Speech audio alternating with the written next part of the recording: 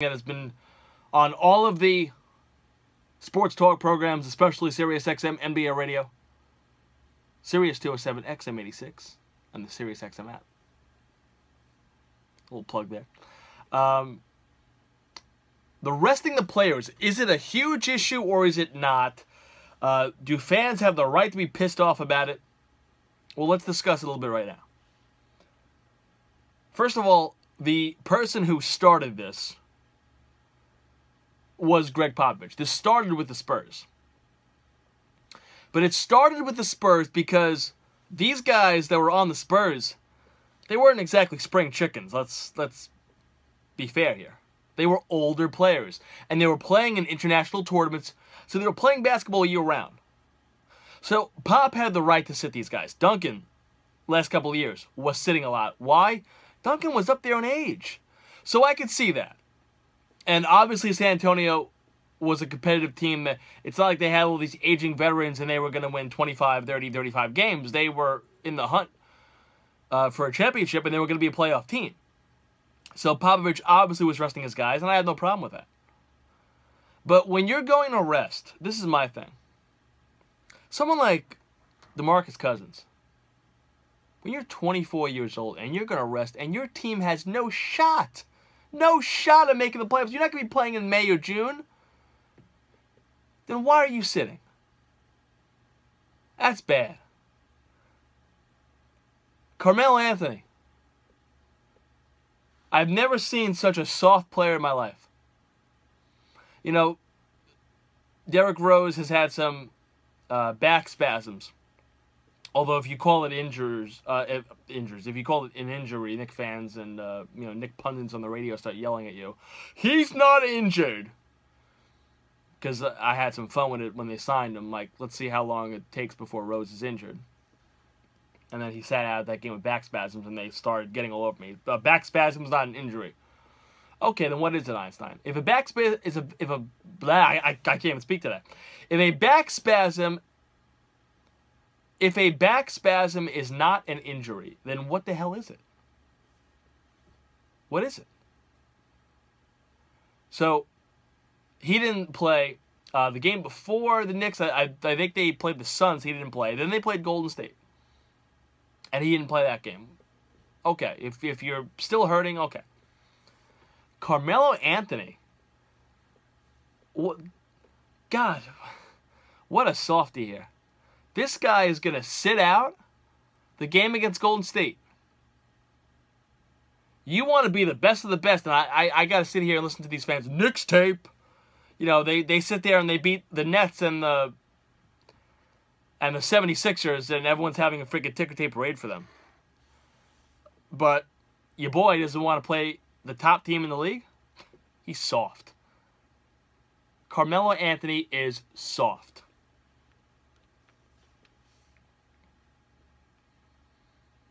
He's definitely soft. S-A-W-F-T. Soft.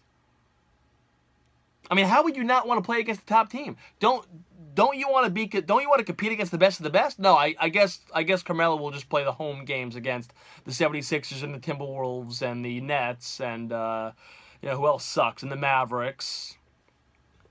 He's a softie, man.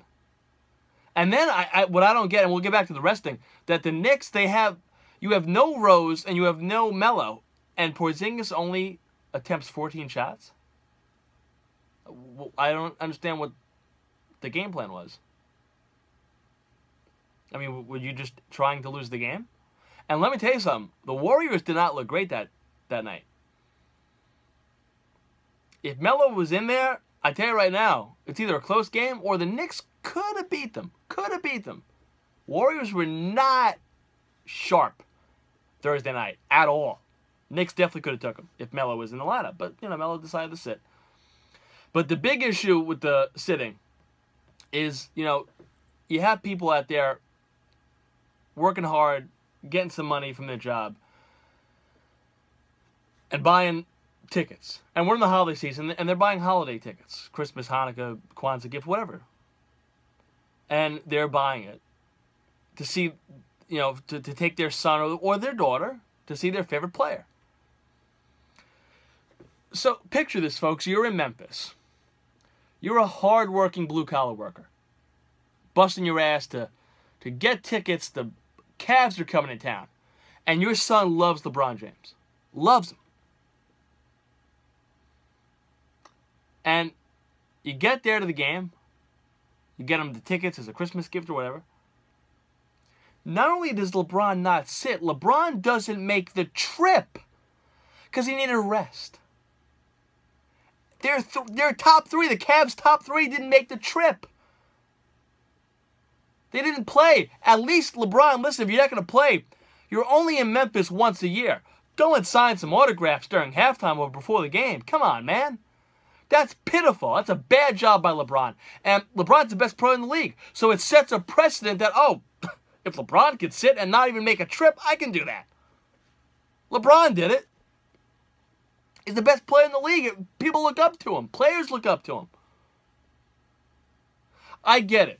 Playing 82 games is tough. And you look at careers like Isaiah Thomas, Larry Bird. If they would have had, say, a Greg Popovich as a coach, or if they would have knew now, about the body and all that stuff, they may have had an extra 2-3 years to their career. I mean, they played they didn't sit. But what if they did? What if they did? So it brings up a valid argument and a valid question and a valid debate, which we all love in sports. But if you're just going to sit just to sit, and it's a road game, and you're only in this town once a year, that's effed up, man. And Allen Iverson was on TNT the other night. Oh, no, I'm sorry, not TNT. It was on ESPN. It was last night, obviously. Sixers and Lakers. And he sat at the booth with Jeff Van Gundy, and Van Gundy asked him about this rest stuff. And he said, you had to beat me. No coach was taking me out of a game. No coach was not playing me. And I played, why? Because of my fans. LeBron's in Cleveland, but he's got a lot of fans around the country. Take my kid to the game. He's not playing. He's not even there. So you can't say, oh, look, there's LeBron's son. He's not even there. He didn't even make the trip. It is becoming an epidemic across the league. I've heard people say, well, maybe if you don't play a certain amount of games by the time the All-Star game comes, you don't play in the All-Star game. Well, these guys are getting paid anyway. I mean, you do that and it'll start being like the Major League Baseball All-Star game. No one's going to want to show up. None of them do the contests anymore. The dunks and the skills competition, nobody does that anymore. They don't care. They're getting paid. They don't care.